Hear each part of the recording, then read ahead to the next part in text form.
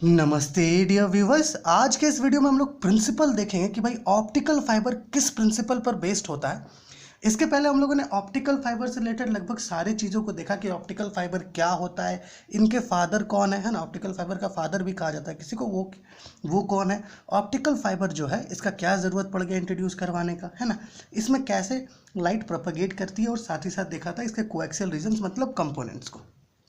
वहाँ पर हम लोगों ने प्रिंसिपल नहीं देखा था कि किस प्रिंसिपल पर ऑप्टिकल फाइबर वर्क करता है। तो आज हम लोग इस वीडियो में उसी को डिस्कस करने वाले हैं।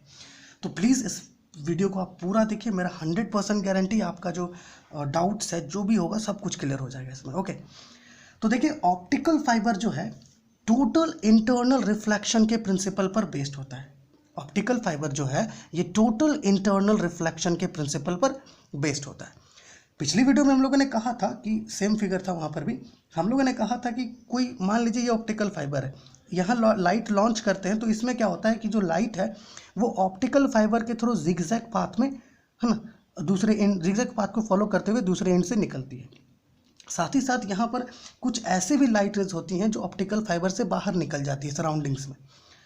तो हम लोग ये देखेंगे कि भाई ये जिगजैग पाथ फॉलो क्यों करता है, क्योंकि प्रिंसिपल इंटरनल रिफ्लेक्शन है, ये तो हम लोग समझ पा रहे हैं, है ना। इसको और अच्छे से समझ लेंगे प्रिंसिपल के में अभी जब हम लोग डिस्कस करेंगे। तो साथ ही साथ ये लाइट रेज बाहर निकलती क्यों है आखिर ये ऑप्टिकल फाइबर से, ये भी आज हम लोग का क्लियर हो जाएगा। तो चलिए वीडियो को स्टार्ट करते हैं। यहाँ पर हम लोगों ने डायग्राम्स बना के रखा है, ठीक है।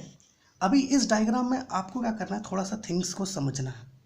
सबसे पहले तो ये जो 3 फिगर्स ऊपर आप देख रहे हैं इसमें जो भी चीज़ लिया हुआ है सब कुछ सेम है, ठीक है ना। जैसे कि ये जो ब्रॉडर लाइन आप देख रहे हैं ब्राउन कलर का, तीनों में ही ये ब्रॉडर लाइन क्या है, कोर क्लैडिंग इंटरफेस है। क्या है, कोर क्लैडिंग इंटरफेस। अब कोर क्लैडिंग इंटरफेस क्या होता है, देखिए जैसे कि ऊपर में क्लैडिंग है नीचे में कोर है, तो ये दोनों जब मिलता है तो इसका एक बाउंड्री होता है जहाँ पर कुछ हिस्सा कोर का भी होता है कुछ हिस्सा क्लैडिंग का भी होता है, उसको क्या कहते हैं, कोर क्लैडिंग इंटरफेस। जैसे कि ये तीनों क्या है, एक ऑप्टिकल फाइबर है। अगर आप यहाँ पर देखिए, यहाँ पर तो ये ब्राउन वाला जो हिस्सा है, ठीक है, यहाँ पर क्लैडिंग है, ठीक है ना, और ये जो येलो वाला हिस्सा ये क्या है, कोर है ना। तो कोर और क्लैडिंग दोनों एक साथ मिल रहे हैं, इसी रीजन को क्या कहते हैं, कोर क्लैडिंग इंटरफेस कहते हैं। समझ रहे हैं, यहाँ तक अच्छे से समझ में आ रहा है आपको। तो वही चीज़ ये ब्रॉडर लाइन जो है ये कोर क्लैडिंग इंटरफेस है तीनों में।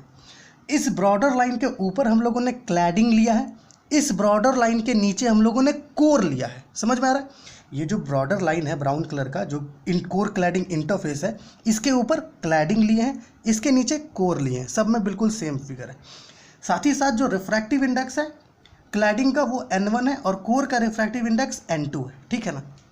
तो N2 जो है वो ग्रेटर होता है N1 से। पिछली वीडियो में हम लोगों ने देखा था कि जो क्लैडिंग का रिफ्रैक्टिव इंडेक्स होता है वो कोर से हमेशा कम होता है, तो ये हम लोगों ने यहाँ पर लिखा है N2 greater than N1। Okay, अभी एक पॉइंट आप अच्छे से ध्यान में रखिए, किसी भी पेयर ऑफ रेयरर और डेंसर मीडियम के लिए एक हमारे पास क्या होता है, एक क्रिटिकल एंगल होता है। एक बार फिर से सुनिए, किसी भी एक रेयरर और डेंसर मीडियम के पेयर के लिए हमारे पास एक क्रिटिकल एंगल होता है ना, थीटा सी से हम लोग उसको यहाँ पर रिप्रेजेंट कर रहे हैं।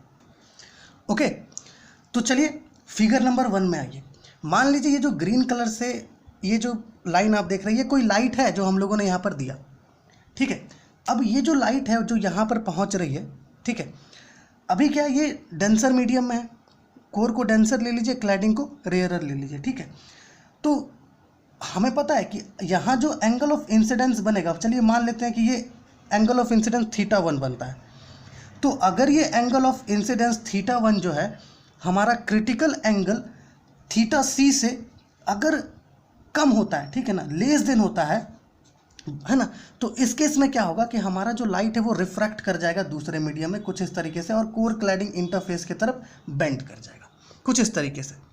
समझ में आ रहा है, जैसे मान लीजिए ये जो ग्रीन कलर का लाइन है ये कोई लाइट है हम लोगों ने दिया है, ये लाइट यहाँ पर आया नॉर्मल के साथ जो है, ठीक है, ये एक एंगल θ1 बना है और θ1 ये एंगल ऐसे बना है कि क्रिटिकल एंगल के से वो छोटा हो गया। तो इस केस में क्या होगा, जो लाइट है वो दूसरे मीडियम में रिफ्रैक्ट कर जाएगी, ठीक है ना। समझ में आ रहा है। अब दूसरा केस में आइए, मान लेते हैं ग्रीन कलर से जो लाइन है वो यहाँ पर कोई लाइट है हम लोगों ने दिया है और ये जो एंगल यहाँ पर बन रहा है, चलिए इसको θ2 ले लेते हैं। एंगल ऑफ इंसिडेंस, क्योंकि ये इंसिडेंट लाइट है, यहाँ पर इंसिडेंट हुआ, ठीक है, तो इस एक्सिस के साथ, इस नॉर्मल के साथ जो एंगल ये बनाएगा वो एंगल ऑफ इंसिडेंस होगा। तो ये मान लेते हैं कि θ2 एंगल ऑफ इंसिडेंस है, और इस केस में, दूसरे वाले केस में, ये θ2 जो एंगल ऑफ इंसिडेंस है ये क्रिटिकल एंगल से इक्वल है। क्या है? क्रिटिकल एंगल से ये इक्वल है। तो इस केस में क्या होगा? इस केस में जो लाइट है ना हमारा, वो इधर रिफ्रैक्ट करने के बजाय जो कोर क्लैडिंग इंटरफेस है, जो ब्रॉडर लाइन दिख रहा है ब्राउन कलर का, ये क्या है? कोर क्लैडिंग इंटरफेस है। तो इसी कोर क्लैडिंग इंटरफेस के अलोंग ये मूव करने लगेगा, कुछ ऐसे ये कोर क्लैडिंग इंटरफेस के अलोंग मूव करने लगेगा, ठीक है, इसी के अलोंग ये मूव करने लगेगा रिफ्रैक्ट करने के बजाय। θ2 जो एंगल ऑफ इंसिडेंस जब वो क्रिटिकल एंगल से इक्वल होगा था। अब आइए केस नंबर 3 में, जब मान लीजिए ग्रीन वाला कोई लाइट रहे, यहाँ से ये इंसिडेंट हुआ इस पॉइंट पर, और एंगल ऑफ इंसिडेंस चलिए मान लेते हैं θ3 बना, और अगर θ3 जो है ये बहुत ज़्यादा ग्रेटर है as compared to the critical angle, बहुत ज़्यादा नहीं कहेंगे, ऐसा कहेंगे कि भाई ग्रेटर है, जो क्रिटिकल एंगल है θc, इससे ये θ3 क्या है? ग्रेटर है। तो इस केस में क्या होगा? लाइट रिफ्रैक्ट करने के बजाय या कोर क्लैडिंग इंटरफेस पर मूव करने के बजाय ये जिस मीडियम में थी उसी मीडियम में रिफ्लेक्ट बैक हो जाएगी, कुछ इस तरीके से ये जिस मीडियम में थी उसी मीडियम में रिफ्लेक्ट बैक हो जाएगी। इसी को कहते हैं टोटल इंटरनल रिफ्लेक्शन, और इसी टोटल इंटरनल रिफ्लेक्शन की मदद से जो लाइट रेज है वो ऑप्टिकल फाइबर्स में प्रोपगेट करती हैं एक एंड से दूसरे एंड तक।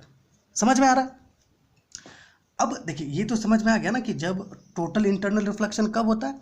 जब एंगल ऑफ इंसिडेंस, जो लाइट रे कहीं पर इंसिडेंट हो रही है तो वहाँ जो एंगल ऑफ इंसिडेंट बन रहा है, अगर वो क्रिटिकल एंगल से ग्रेटर होता है तभी इंटरनल रिफ्लेक्शन होता है। अब इस चीज़ को हम लोग कैसे समझेंगे? इस चीज़ को समझने के लिए हम लोगों ने यहाँ पर 3 क्या लिया है? ऑप्टिकल फाइबर्स लिया है। एक में हम लोग इस वाले केस को अप्लाई करेंगे, एक में इस वाले केस को, और एक में इस वाले केस को अप्लाई करेंगे।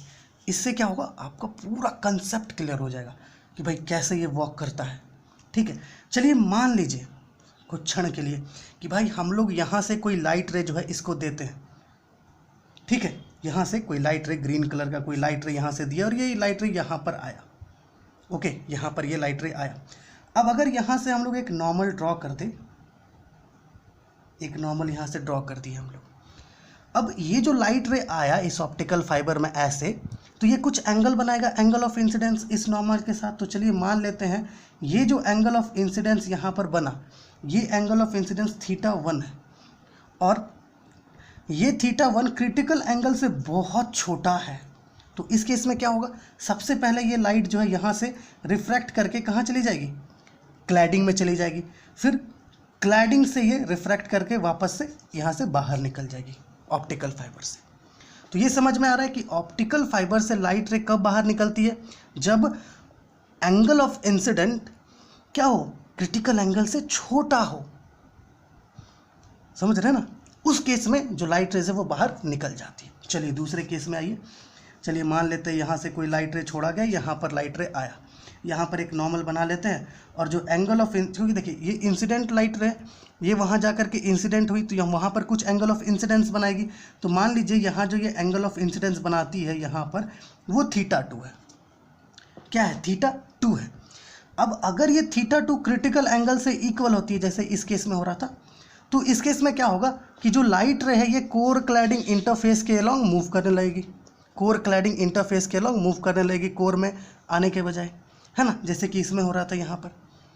तो इस तरह का लाइट रेस को जो ऑप्टिकल फाइबर है वो ऑब्जर्व कर लेती है। बहुत कम ही ऐसा होता है, ऑब्जर्व कर लेती है लाइट रे, ठीक है। चलिए केस 3 में आते हैं। मान लीजिए यहाँ से कोई लाइट रे हम लोगों ने लॉन्च किया, ये लाइट रे यहाँ पर आ गया, ओके। अब यहाँ पर एक नॉर्मल ड्रॉ कर लीजिए। मान लीजिए कि ये जो इंसिडेंट लाइट रे था, ये जो जब इंसिडेंट हुआ तो यहाँ पर नॉर्मल के साथ ये एक एंगल θ3 बनाया, और ये एंगल θ3 ग्रेटर हो गया किससे? क्रिटिकल एंगल से। तो इस केस में क्या होगा? जैसे ये उसी मीडियम में बेंड कर रहा था, है ना, रिफ्लेक्ट कर रहा था, उसी तरीके से ये भी इसी मीडियम में रिफ्लेक्ट कर जाएगी। चलिए फिर यहाँ पर एक नॉर्मल बनाते हैं। मान लीजिए यहाँ जो एंगल ऑफ इंसिडेंस बनेगा वो भी क्रिटिकल एंगल से ग्रेटर हो गया, तो फिर क्या होगा? ये यहाँ से ऐसे बेंड हो जाएगा। चलिए यहाँ पर भी एक नॉर्मल बना लीजिए। मान लीजिए यहाँ जो आपका क्रिटिकल एंगल बना सॉरी यहाँ जो आपका एंगल ऑफ इंसिडेंस बना वो क्रिटिकल एंगल से ग्रेटर हो गया, तो फिर ये यहाँ से कुछ ऐसे बेंड कर जाएगी, है ना। फिर यहाँ एक नॉर्मल ड्रॉ कीजिए, यहाँ पर देखिए जो एंगल ऑफ इंसिडेंस बना, मान लीजिए वो फिर क्रिटिकल एंगल से ग्रेटर हो गया, तो फिर ये ऐसे बेंड कर जाएगी और इस तरीके से ये जो हमारा ऑप्टिकल फाइबर उससे बाहर निकल जाएगी। तो इसी तरीके से वो जिगजैग पाथ को फॉलो करते हुए ऑप्टिकल फाइबर में प्रोपेगेट करती है। तो समझ में आ रहा है कि कैसे ऑप्टिकल फाइबर जो है ना, टोटल इंटरनल रिफ्लेक्शन के प्रिंसिपल पर बेस्ड है ना, क्योंकि उसमें जो लाइट रेज प्रोपेगेट करती हैं वो टोटल इंटरनल रिफ्लेक्शन के हेल्प से ही प्रोपेगेट करती है। और ये समझ गए कि कब लाइट रे जो है बाहर निकल जाती है ना ऑप्टिकल फाइबर से, जब कोई लाइट रे ऑप्टिकल फाइबर में इंसिडेंट होती है और वो नॉर्मल के साथ जो एंगल बनाती है, अगर वो एंगल क्रिटिकल एंगल से छोटा होता है तब वो लाइट रे बाहर निकल जाती है, ऐसा बहुत कम ही होता है, ठीक है। और अगर क्रिटिकल एंगल से वो इंसिडेंट एंगल इक्वल है तो कोर क्लैडिंग इंटरफेस के अलॉन्ग मूव करेगी। अगर वो क्रिटिकल एंगल से ग्रेटर है तब तो भाई इंटरनल रिफ्लेक्शन सफ़र करेगी और फिर प्रोपेगेट करेगी उस ऑप्टिकल फाइबर में। ओके, तो आशा है आपको ये प्रिंसिपल समझ में आया होगा टोटल इंटरनल रिफ्लेक्शन का, कि कैसे optical fibre total internal reflection पर वर्क करता है, कब लाइट रेज जो है बाहर निकल जाती हैं ऑप्टिकल फाइबर से, कब वो कोर क्लैडिंग इंटरफेस में ही मूव करती है और कब वो है ना जिगजैग पाथ फॉलो करती है, ठीक है। अब एक टर्म होता है क्रिटिकल एंगल ऑफ प्रोपगेशन, थोड़ा इसको समझना ज़रूरी है हमारे लिए। तो इसको समझने के लिए चलिए मान लेते हैं कि यहाँ पर हम लोग जो है कुछ एक ऐसे करके एक ऑप्टिकल फाइबर ले लेते हैं, ठीक है, ऐसे करके ऑप्टिकल फाइबर ले लेते हैं और ये जो ऊपर वाला बना ये क्या हो गया, क्लैडिंग। अब ये जो अंदर वाला तैयार हो रहा है इसको क्या कहेंगे, कोर, ठीक है। चलिए ये जो है, ये जो ग्रीन कलर से अभी हम लोग कर दिए, ये है आपका क्लैडिंग, ठीक है। अभी ये जो अंदर में येलो कलर वाला है, ठीक है, मान लीजिए कि ये कोर है। ओके, अब जो है मान लेते हैं कि ये जो है आपका एक्सिस हो गया, किसका एक्सिस हो गया, इस ऑप्टिकल फाइबर का, ठीक है। तो जब कोई लाइट रे क्रिटिकल एंगल पर इंसिडेंट होती है, कहाँ पर, ऑप्टिकल फाइबर में, ठीक है, तो यहाँ जो एंगल होता है वो किससे इक्वल होता है, क्रिटिकल एंगल से, क्रिटिकल एंगल से ग्रेटर होता है वो, है ना। तब ये जो है इंटरनल रिफ्लेक्शन सफ़र करता है, ये तो हम लोग समझ गए। लेकिन ये जो इंसिडेंट रे है ना, इस इंसिडेंट रे को हम लोग कहते हैं क्रिटिकल रे। जब वो क्रिटिकल एंगल पर इंसिडेंट होता है तो उसको हम लोग कहते हैं क्रिटिकल रे। और ये क्रिटिकल रे जो एंगल बनाता है ना इस एक्सिस के साथ, ये जो हमारा ऑप्टिकल फाइबर का एक्सिस है, इस एक्सिस के साथ ये जो एंगल बनाता है, इस एंगल को कहते हैं क्रिटिकल एंगल ऑफ प्रोपगेशन। क्या कहते हैं, क्रिटिकल एंगल ऑफ प्रोपगेशन कहते हैं, ठीक है ना। समझ में आ रहा है, जब भी कोई लाइट रे क्रिटिकल एंगल पर इंसिडेंट होती है तो वो इंटरनल रिफ्लेक्शन सफ़र करती है, तो समझ रहे हैं। और जो क्रिटिकल रे होती है ना, वो क्रिटिकल रे axis of the optical fibre के साथ एक एंगल बनाती है जिसको हम लोग कहते हैं क्रिटिकल एंगल ऑफ प्रोपगेशन, ठीक है। और ये जो क्रिटिकल एंगल है और ये जो क्रिटिकल एंगल है, ये दोनों अलग है, इसको φc से डिनोट करेंगे हम लोग, ठीक है ना। दोनों में डिफरेंस है, ये क्रिटिकल एंगल अलग था, ये क्रिटिकल एंगल अलग है, तो दोनों को जोड़िएगा मत, ठीक है ना। तो आशा आपको क्रिटिकल एंगल ऑफ प्रोपगेशन समझ में आ गया होगा, जो प्रिंसिपल था हमारा ऑप्टिकल फाइबर का जिस पर ये काम कर रहा था, ये भी आपको अच्छे से समझ में आया होगा, ठीक है। और आशा है आपको अब पिछले वीडियो में जो हम लोगों ने कहा था कि कुछ लाइट रेज बाहर निकल जाती है, क्यों निकलती है वो भी आप समझ गए होंगे, है ना। और जिगजैग पाथ फॉलो करती है, कैसे फॉलो करती है जिगजैग पाथ, है ना, टोटल इंटरनल रिफ्लेक्शन के कारण, वो भी आप समझ गए होंगे, ठीक है। तो एग्ज़ाम में जब ये क्वेश्चन आए ना, तो अगर आप इन तीनों के साथ साथ ये भी बनाते हैं ना, तो आपको जो है फुल मार्क्स डेफिनेटली मिलेगा। ओके, तो चलिए आपसे नेक्स्ट वीडियो में मिलेंगे जहाँ पर हम लोग एक्सेप्टेंस एंगल को डिस्कस करेंगे। और इसके पहले जो हम लोगों ने ऑप्टिकल फाइबर से रिलेटेड थिंग्स को डिस्कस किया था, प्लीज़ उसको देखिए, लिंक आपको नीचे डिस्क्रिप्शन में मिल जाएगा, तो जाइए देखिए वीडियो को। और प्लीज़ अगर आपको वीडियो हेल्पफुल हुआ है तो अपने दोस्तों के साथ इसको शेयर कीजिए ताकि उन लोग को भी ये बेनिफिशियल हो सके।